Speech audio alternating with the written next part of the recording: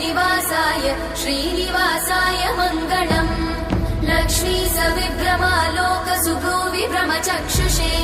चक्षुषे सर्वलोकानां वेङ्कटेशाय मङ्गलम् श्रीवेङ्कटाद्रिशृङ्गाग्रमङ्गलाभरणाग्रये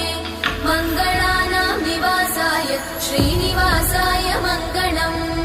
सर्वावयव सौन्दर्य सम्पदा सर्वचेतसां सदा सम्मोहनायास्तु वेङ्कटेशाय मङ्गलम् नित्याय निरवध्याय सत्यानन्दचिदात्मने सर्वान्तरात्मने श्रीमद् वेङ्कटेशाय मङ्गलम्